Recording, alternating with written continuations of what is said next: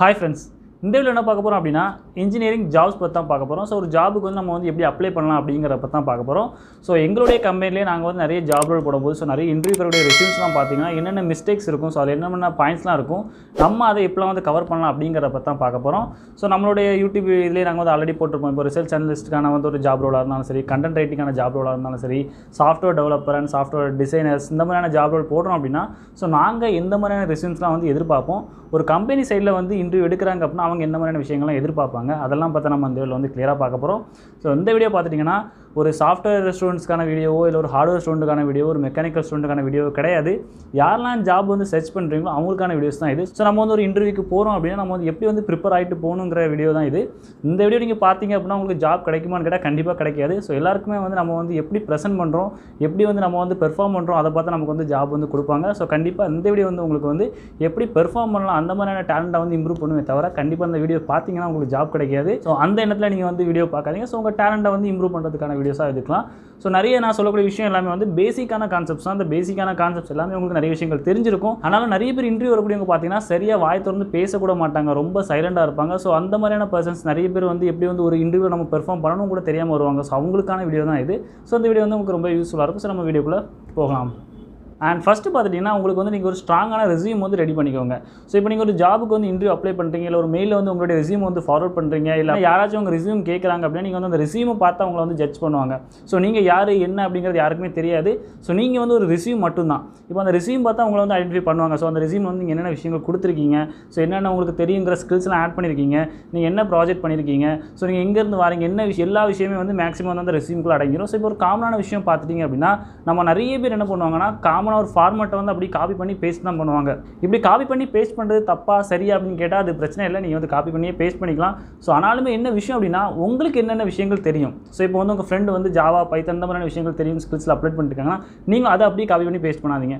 So உங்களுக்கு என்ன தெரியுமோ அந்த விஷயத்தை வந்து நீங்கள் வந்து அதில் வந்து வைங்க. இப்போ உங்களுக்கு ஃபார் எக்ஸாம்பிள் வந்து உங்களுக்கு சி ப்ரோக்ராமிங் தெரிஞ்சிருக்கலாம், இல்லை நீங்கள் ஒரு ஹார்ட்வேர் ஸ்டூடெண்டாக இருந்தீங்கன்னா உங்களுக்கு வேறு ஏதாச்சும் கோர்சஸ் தெரிஞ்சிருக்கலாம், இல்லை அப்படி இல்லைனா உங்களுக்கு கோர்சஸ் எதுவுமே தெரியல அப்படின்னு நீங்கள் அதை பிளாங்காக விட்டுருங்க. உங்களுக்கு என்ன ஏரியாவில் இன்ட்ரெஸ்ட் இருக்கோ ஸோ அந்த விஷயத்தை நீங்கள் அப்ளை பண்ணுங்கள். ஸோ அதே மாதிரி இன்னும் நிறைய பேர் பண்ணக்கூடிய தப்பு என்ன பார்த்துட்டிங்கன்னா ஸோ இப்போ நிறைய பேரோட ஏரியா ஆஃப் இன்ட்ரெஸ்ட் பார்த்தீங்கன்னா வேறு மாதிரி இருக்கும். இப்போ நாங்கள் வந்து எங்களுடைய கம்பெனியில் வந்து இன்டர்வியூ போடும்போது ரிசர்ச் அனலிஸ்ட்கான வீடியோஸ் வந்து நாங்கள் ரிசர்ச் அனலிஸ்ட்கான வந்து ரோல் வந்து அப்ளை பண்ணியிருப்போம். ஸோ அதிலே பார்த்தீங்கன்னா ஏரியா ஆஃப் இன்ட்ரெஸ்ட் வரக்கூடியவங்க வந்து சாஃப்ட்வேர் டெவலப்மெண்ட் எனக்கு இன்ட்ரெஸ்ட் இருக்குது, சாஃப்ட்வேர் டெஸ்டிங் இன்ட்ரெஸ்ட் இருக்குது, ஸோ இல்லைனா வந்து ஏதாச்சும் ஒரு நெட்வொர்க்கிங் இன்ட்ரெஸ்ட் இருக்குது, இந்த மாதிரியான விஷயங்கள் வந்து அதில் ப்ளேஸ் பண்ணியிருப்பாங்க. ஆனால் நாங்கள் போடுற ரோல் என்ன பார்த்தீங்கன்னா ரிசர்ச் அனலிஸ்ட்டுக்கு போடுவோம். ஸோ அப்போ அந்த ரோலுக்கு இந்த ரெஸ்யூம் மேட்ச் ஆகும்னு கேட்டால் கண்டிப்பாக மேட்ச் ஆகாது. ஸோ அதனால் வந்து நீங்கள் எந்த ஜாபுக்கு நீங்கள் அப்ளை பண்ணுறீங்கிற சாஃப்ட்வேர் அந்த ரோலை வந்து கிளியராக பார்த்துட்டு அதுக்கு தகுந்த மாதிரி அப்ளை பண்ணுங்கள். ஸோ இப்போ வந்து உங்களுக்கு அந்த ரோலில் வந்து இன்ட்ரெஸ்ட் இல்லையா, ஸோ அப்போ அதை வந்து விட்டுருங்க. அப்படி உங்களுக்கு பரவாயில்ல நான் ஏதாச்சும் ஒரு ஜாபுக்கு போனாலும் நான் அதில் வந்து டெவலப் ஆயிரும் அப்படின்னு நினைக்கக்கூடிய பட்சத்தில் உங்கள் ஏரியா ஆஃப் இன்ட்ரெஸ்ட்டில் நீங்கள் சேஞ்ச் பண்ணிக்கலாம். ஸோ எனக்கு இந்த ரோலில் வந்து இன்ட்ரெஸ்ட் இருக்குது, ஸோ நான் இதில் வந்து எனக்கு நீங்கள் வந்து ட்ரைனிங் கொடுத்தீங்க அப்படின்னா நான் வந்து டெவலப் ஆவேன் அப்படின்னு நினைக்கிறேன். ஸோ அந்த மாதிரியான விஷயங்கள் நீங்கள் வந்து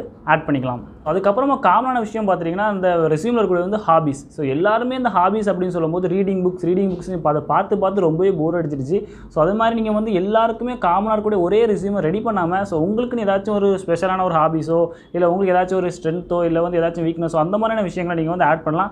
அப்படி இல்லை அப்படின்னா நீங்கள் எதுவுமே வந்து தேவையில்லாத விஷயங்களை ஆட் பண்ணாமல் உங்களை பற்றின விஷயங்களை மட்டும் ஆட் பண்ணுங்கள். ஸோ நீங்கள் காலேஜில் எக்ஸ்ட்ராவாக ஏதாச்சும் வந்து ஒரு கோர்சஸ் கண்டக்ட் பண்ணியிருந்தாலோ, ஸோ இல்லை வந்து ஏதாச்சும் ஒர்க் ஷாப் நீங்கள் வந்து அட்டன் பண்ணியிருந்தாலோ, இல்லை வந்து ஏதாச்சும் ஒரு இன்டர்ன்ஷிப் அட்டன் பண்ணியிருந்தாலோ, ஏதாச்சும் நீங்கள் ஸ்பெஷலாக பண்ணியிருந்தா அதை மட்டும் வந்து இதில் ஆட் பண்ணுங்கள். தேவையில்லாத கண்டென்ட்டை வந்து நீங்கள் வளவலான ஆட் பண்ணுறது தவிர்த்துட்டு ஸோ உங்களுக்கு என்ன கண்டென்ட் வந்து உங்களுக்கு நீங்களே உங்கள் ரெஸ்யூம் வந்து ஒரு மட்டும் பாருங்கள். ஸோ இதெல்லாம் நமக்கு வந்து பண்ணுவோமா, ஸோ இதெல்லாம் நமக்கு தெரியுமா அப்படிங்கிறத பார்த்துட்டு அதுக்கப்புறமா நீங்கள் வந்து ஒரு இன்டர்வியூக்கு நீங்கள் அப்ளை பண்ணும்போது அதை உங்கள் ரெஸ்யூம் வந்து ஃபார்வர்ட் பண்ணுறது ரொம்பவே நல்லது. ஸோ இந்த ரெஸ்யூம் அப்படிங்கிறது கொஞ்சம் முக்கியமான விஷயம். ஸோ அதனால் வந்து இந்த ரெஸ்யூமை நம்ம வந்து கிரியேட் பண்ணக்கூடிய இடத்துல நமக்கு என்ன விஷயங்கள்லாம் தெரியும் அதெல்லாம் வந்து கொஞ்சம் கிளியராக பார்த்துக்கோங்க.